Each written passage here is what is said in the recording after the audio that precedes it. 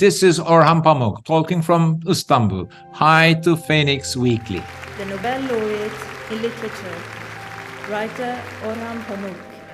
I was lucky to get the Nobel Prize in young age.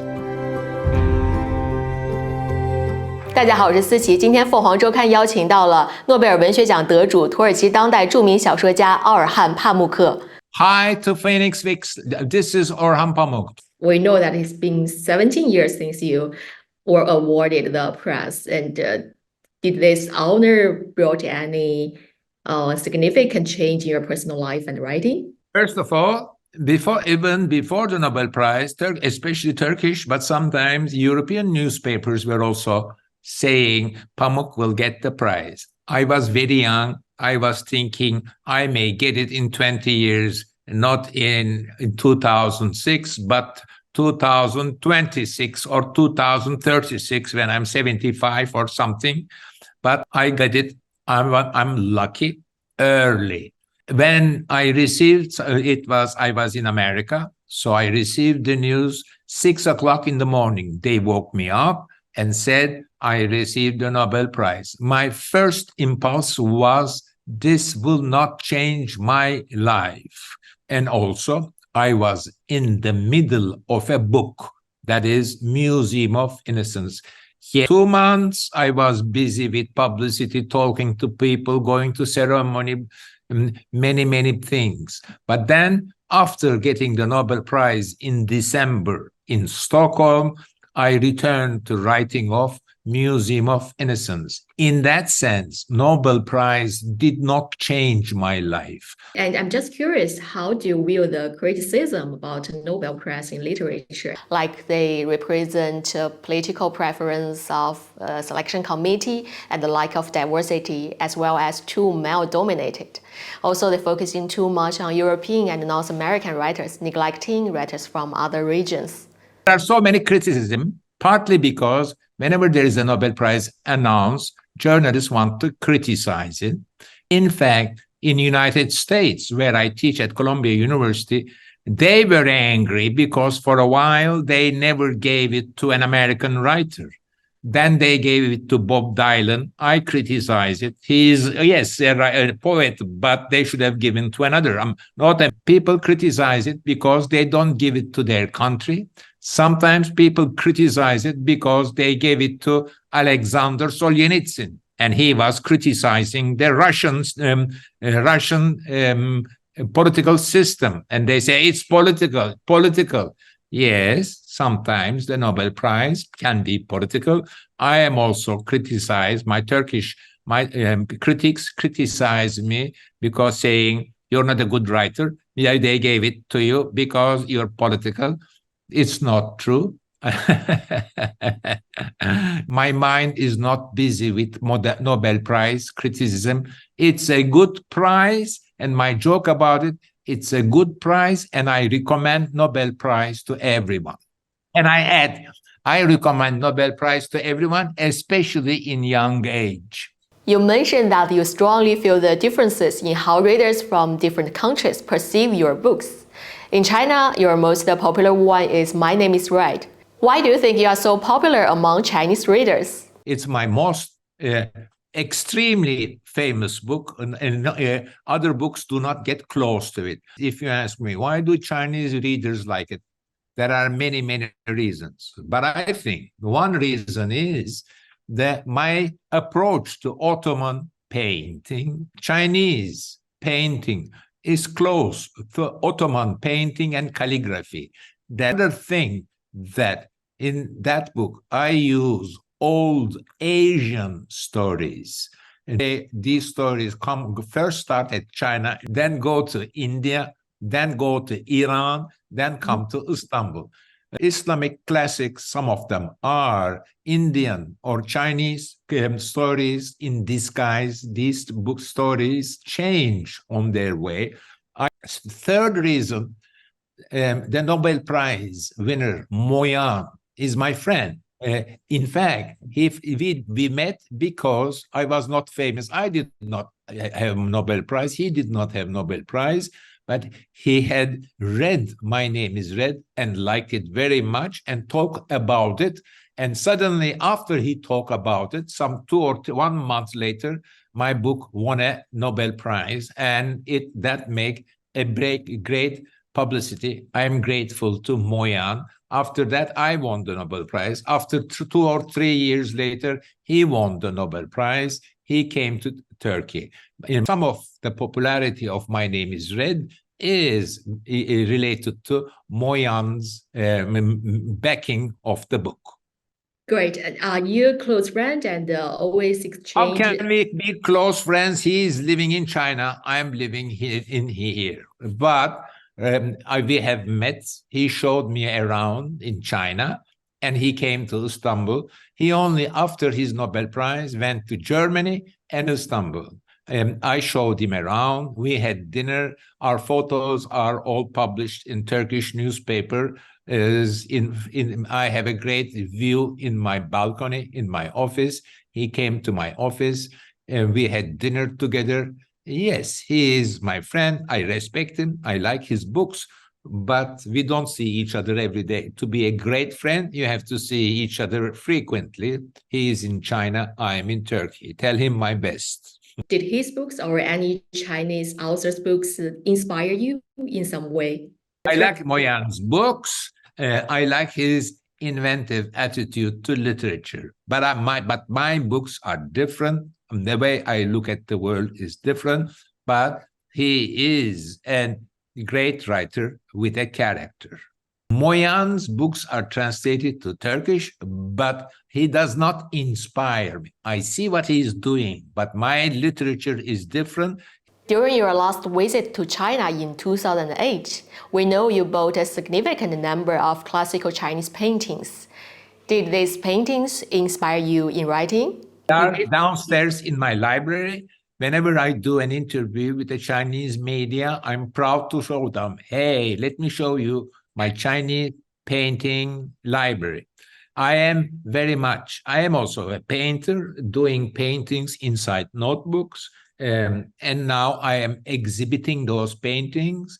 They are partly inspired by Chinese landscape painting, partly by European pointillists and impressionists. I developed a style of my own, partly based on Chinese landscape painting.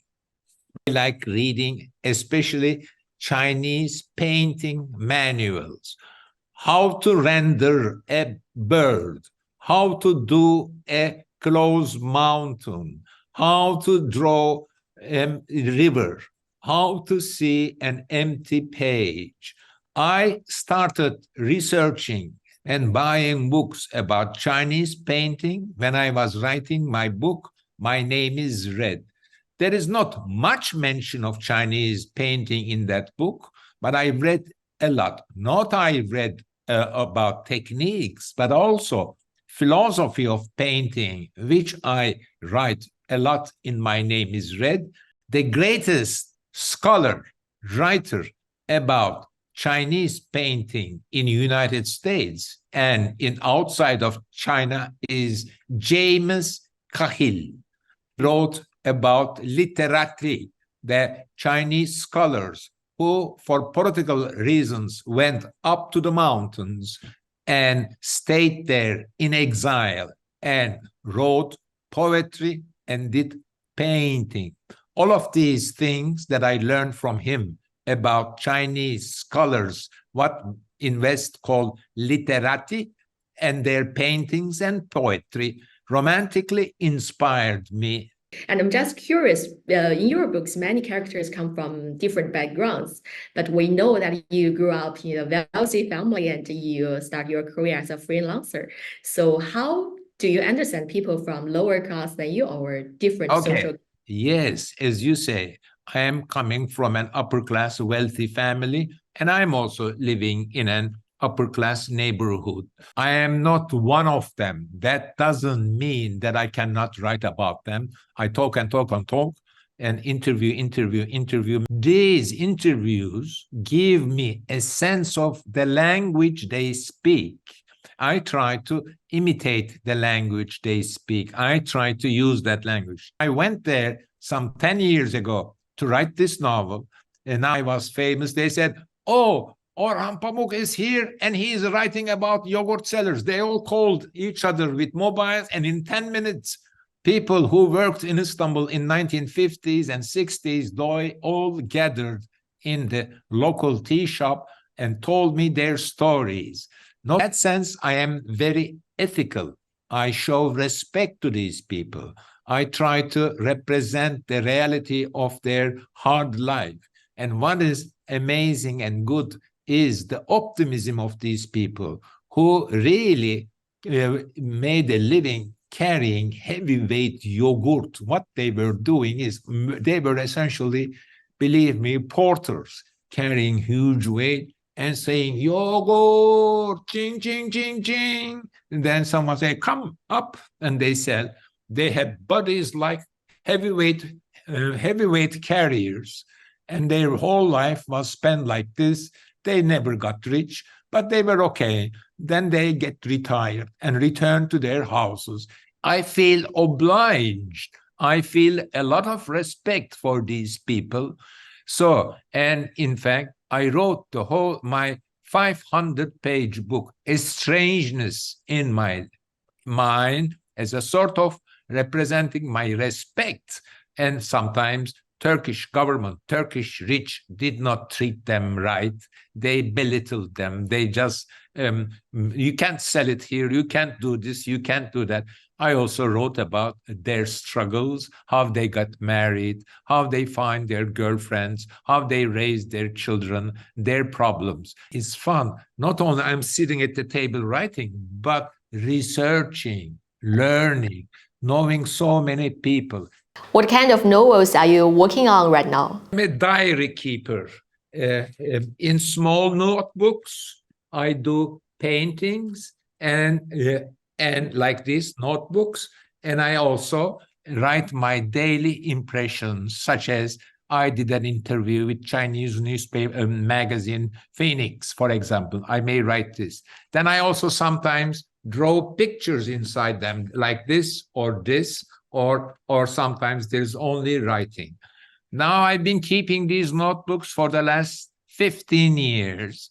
Now my Turkish publisher, my French publisher, English publisher all over the world, I'm sure my Chinese publisher one day too, is publishing this selection of my diaries.